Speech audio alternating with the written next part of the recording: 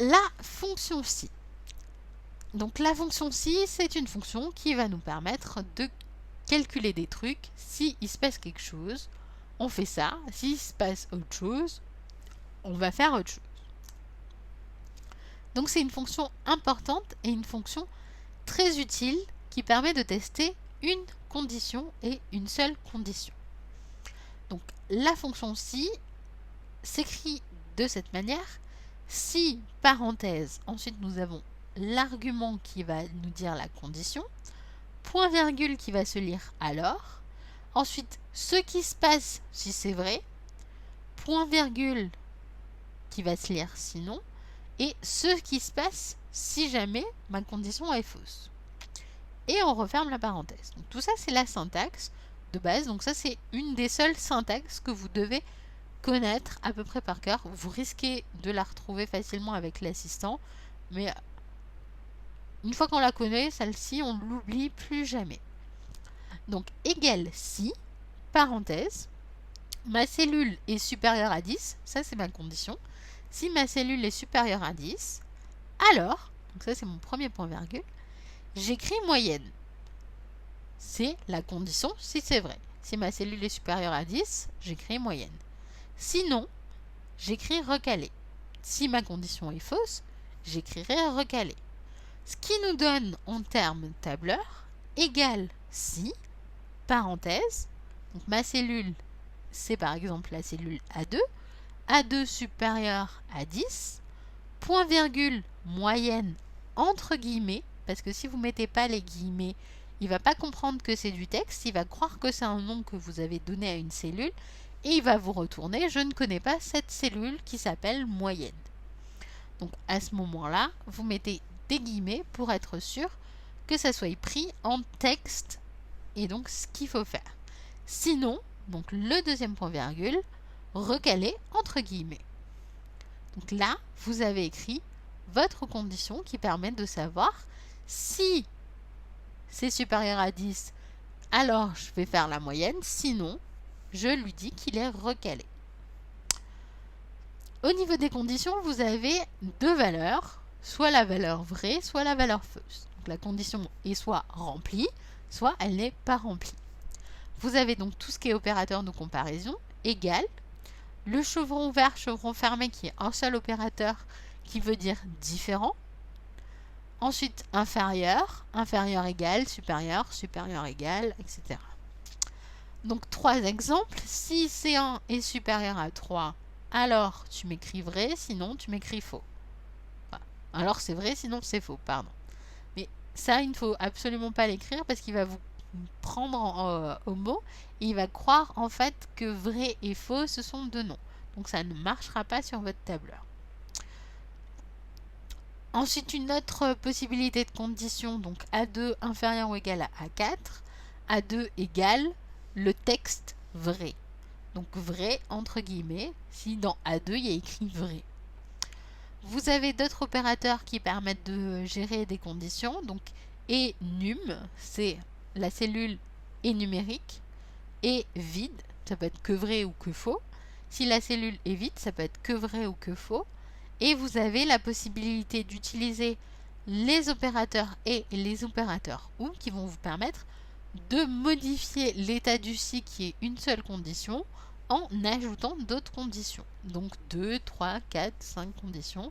Le et, toutes les conditions doivent être remplies pour que la condition générale soit vraie.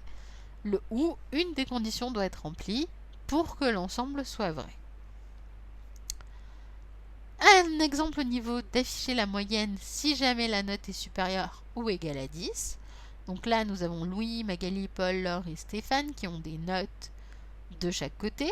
Donc si D4 est supérieur ou égal à 10, alors je calculerai la moyenne. Donc moyenne, j'écrirai. Sinon, je ne calculerai pas la moyenne, donc j'écrirai pas moyenne. Donc ici, nous avons 13, ici, nous avons 8. Pour calculer si l'étudiant est admis ou recalé, donc c'est la même fonction, la même chose. Nous avons égal si D2, donc ma moyenne qui se situe ici en D2, est supérieure ou égale à 10. alors il sera écrit admis.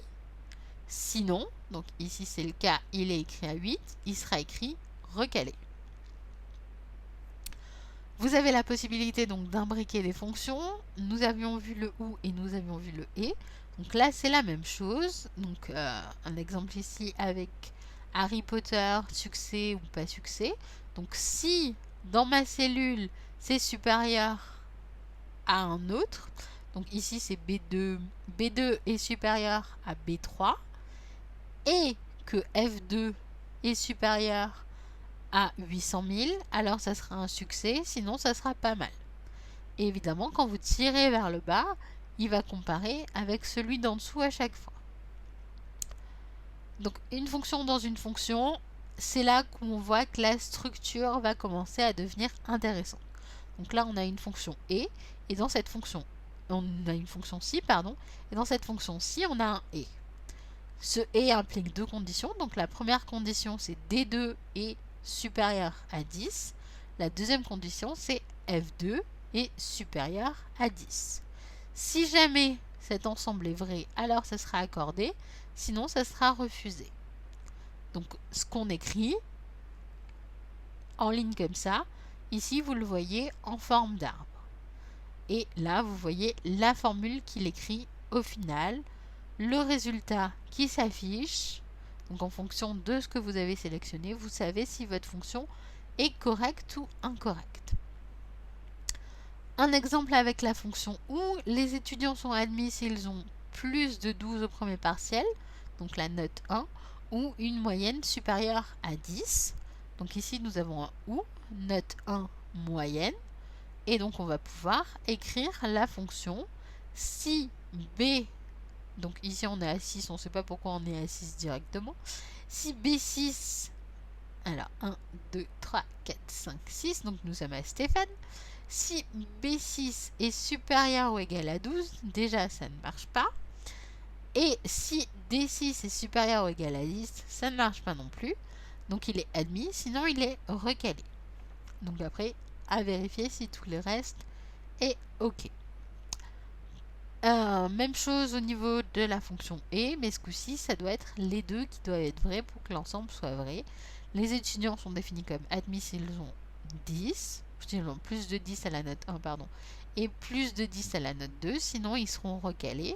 Donc là, les deux ont plus de 10 à la note 1 et à la note 2, ils sont admis. Ici, ils n'ont pas plus de 10 aux 2, ils sont recalés.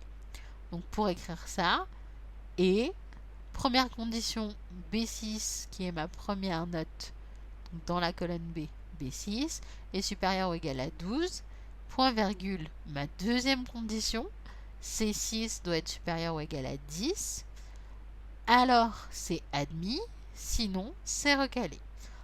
La priorité des opérateurs, donc ici nous avons le et qui finit ici, et le si qui finit à la fin. Donc ne vous plantez pas dans les parenthèses, sinon vous faites des erreurs. Les calculs dans un si, on calcule la moyenne des étudiants qui ont présenté les épreuves, sinon on les convoque à l'oral. Donc on calcule uniquement la moyenne si c'est bon, sinon on les implique à l'oral. Donc si l'une ou l'autre y est écrit absent, alors il passera à l'oral. Sinon, on lui calcule la moyenne. Donc pour calculer la moyenne, la fonction moyenne, et ensuite les deux notes qui sont utiles pour calculer la moyenne. Laisser imbriquer, il y en a beaucoup. Et ici, c'est une mauvaise idée. Donc, autre fonction imbriquée, vous avez les fonctions puissance.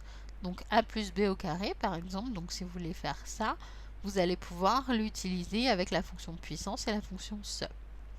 Pareil au niveau des arrondis, on a la possibilité de gérer plusieurs fonctions qui vont s'imbriquer les unes dans les autres. Numéro du jour, jour de aujourd'hui. Et donc là, vous saurez quel jour on est aujourd'hui, mais juste le jour, pas l'ensemble de la date d'aujourd'hui. Jour aujourd'hui plus 1, ça nous donnera le lendemain de aujourd'hui. Donc, rappel des termes importants, les formules, les fonctions. la fonction sum qui est la seule que vous allez connaître mais très rapidement, égale sum parenthèse ouverte, parenthèse fermée, la notion de paramètre, la notion de plage, l'assistant fonction, la référence absolue qui est bloquée avec les dollars ou qui est nommée en donnant un nom dans la zone de nom, et la référence relative qui va changer dès que vous allez utiliser votre poignée de recopie, les différentes catégories de fonctions, donc ne connaissez pas par cœur, juste sachez qu'il y a différentes catégories de fonctions, la poignée de recopie, les types d'erreurs qui existent, donc vous les côtoierez rapidement, la fonction si, les conditions qui sont dans les fonctions si, la possibilité d'imbriquer les fonctions.